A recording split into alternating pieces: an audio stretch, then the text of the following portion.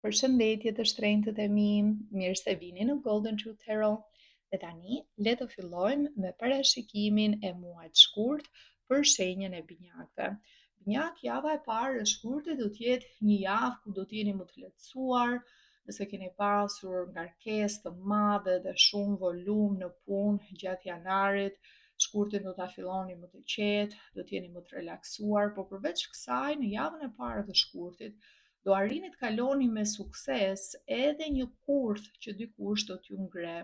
Në fillim mund të ndjeni pak me shpatulla mbas murit, ndoshta mund t'ju zërë në befasi ky person, mund mos dini se si t'reagoni, se si të përgjigjeni, por më vonë kur të merrni më shumë informacion, kur të sqaroni gjërat, atëherë do arrini që ta ktheni situatën në favorin tuaj. Mund të jetë një pyetje e sikletshme, mund të jetë diçka më serioze ku dikush përpiqet që t'ju krijojë probleme në punë, mund të jetë diçka që ka të bëjë me intriga në familje apo me persona që ju i njihni, intriga në dashuri për disa binjak, çfarëdo qoftë kjo për ty në mënyrë specifike, ti do arrish me zyrtarësi ta kalosh me sukses dhe me shkatësinë tënde. Prandaj më e mira që mund të bësh nëse të ndodh një situatë e tillë në javën e parë është të mos reagosh menjëherë dhe të mos thuash më shumë se ç'duhet. Më mirë tërhiqu, mos reago, thuaj do ta mendoj apo ndrysho temë, fol për diçka tjetër, fito kohë, jepi kohë vetes për të zbuluar, për të marrë informacion më shumë në mënyrë që ti të dalësh me fitore me kokën lart. Gjithashtu shikoj një mesazh specifik për binjakët që kanë dikë në familje, dikë që e kanë për zemër, që ka probleme nga ana ligjore. Nëse keni dikë që është në burg, nëse keni dikë që është larg, është në emigrim, por që është bllokuar sepse nuk i kanë dalë dokumentat ose ka pasur probleme për vite me radhë për çështje dokumentash, dikush që s'ka pasur mundësi të lëviz, do të merrni përgjigje pozitive nga ky person, ose që i kanë caktuar një datë lirimi, ose që dokumentat janë në një fazë tjetër edhe shumë shpejt do të ketë mundësi që të marrë dokumentat në vendin që është edhe të ketë mundësi të vi, t'ju takoj, të vi për vizitë, do të jetë një çlirim i madh për ju, po edhe për familjen tuaj, sepse është një shqetësim për disa binjak që e keni mbajtur prej kohësh. Mund të jetë juaj, nëse ju vetë keni pasur probleme nga ana ligjore, por mund të jetë edhe një personi që ju e njihni, që ju e keni për zemër. Sido qoftë situata, do të jetë një lajm shumë i mirë dhe një lajm që do t'ju gëzojë pa masë. Dhe ju a them këtë binjak sepse në javën e dytë unë ju shikoj shumë të lumtur, me zemrën plot, me shpirtin plot, jeni të emocionuar, ndjeni mirë, do të jeni në një fazë në këtë javë ku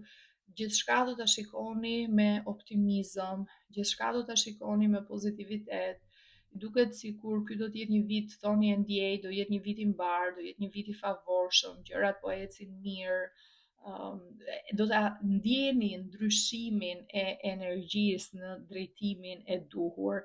Disa binjak mund edhe të zbulojnë nëse kjo është dëshira juaj. Java e dytë është një javë shumë e mirë për pjesën e fertilitetit. Nëse mendoni dhe keni dëshirë të keni një fëmijë dhe të zgjeroni familjen tuaj, kjo është koha më e mirë, mund të zbuloni që jeni shtatzan, ose mund të zbuloni, nëse jeni shtatzan, mund të zbuloni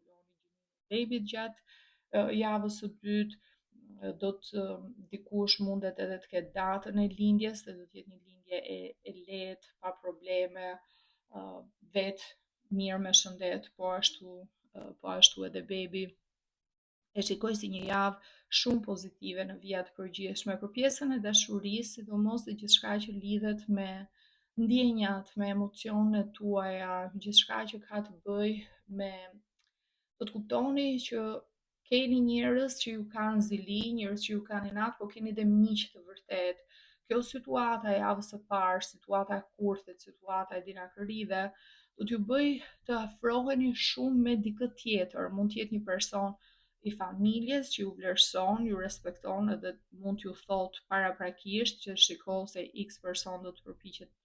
po bën diçka ose do t'ju tregoj, do t'ju ndihmoj, pra t'ju jap më shumë informacion që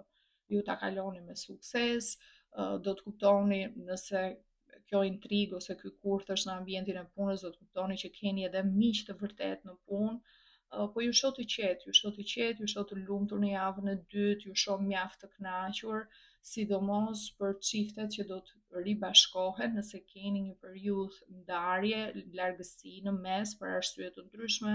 mund të jenë çështje migracioni, mund të jenë çështje që kanë të bëjnë me pjesën ligjore. Kjo pjesa e ribashkimit do të jetë shumë e bukur në javën e dytë dhe ju vetë do ndjeni mjaft të lumtur në vijat përgjithshme, do të jetë një javë e mirë, një javë e qetë, një javë plot me optimizëm. Java e tretë do të jetë një javë shumë interesante, do të jetë një javë me një energji shumë të fuqishme, sidomos mbani mend datën 17 shkurt, sepse është viti i ri kines, aty fillon viti i kalit, prandaj nëse ti je binjak dhe ke lindur në vitin e kalit, ky do të jetë një vit fantastik i jashtëzakonshëm për ty, viti më me fat në një cikël 12 vjeçar, kështu që gëzoju edhe shfrytëzoje maksimalisht 12 muajt e ardhshëm. Përveç kësaj kemi dhe eklipsin e hënës së re, po me datë 17 dhe është në shenjën e në energjinë e ujorit. Ti si binjak duke qenë në shenjë po një lloj si ujorit, shenjë ajri, impakti tek ty do të jetë shumë i fuqishëm. Ti do të fillosh të shikosh të gjithë njerëzit bazuar në mënyrën se si sillen, në faktet, jo vetëm në fjalët që të thonë,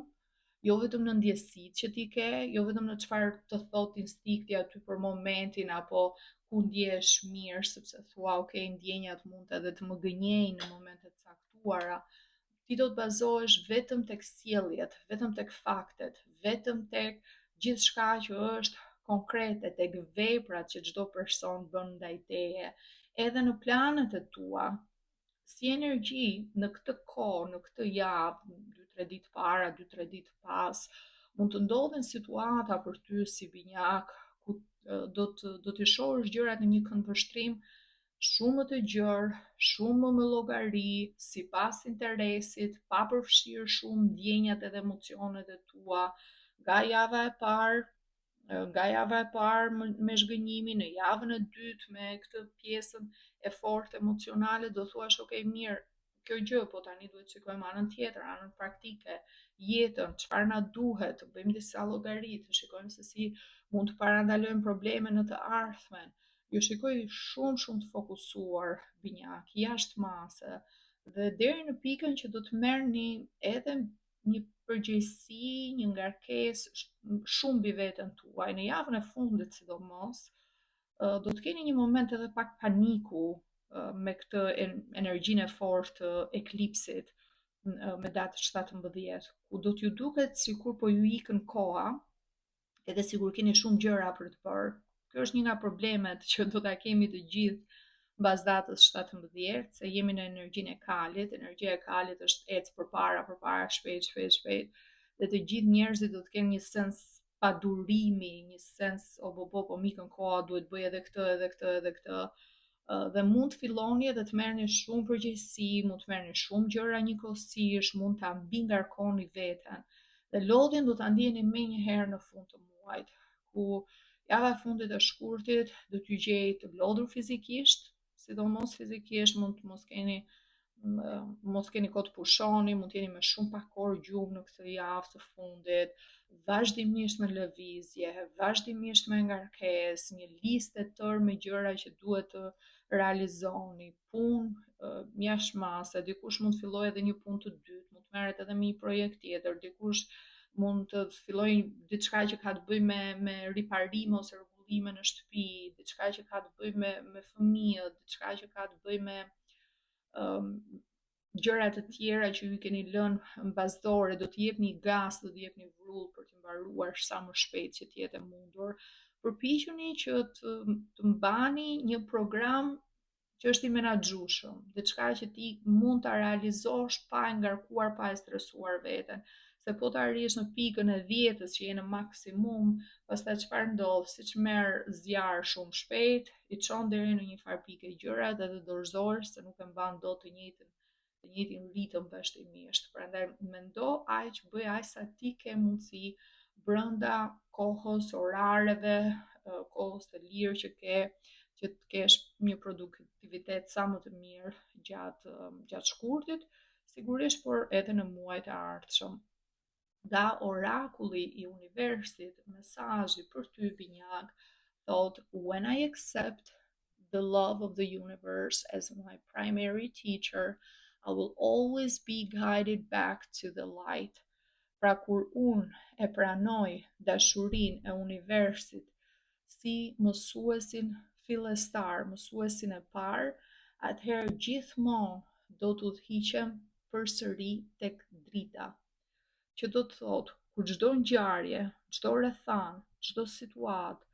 ti e shikon me sytë e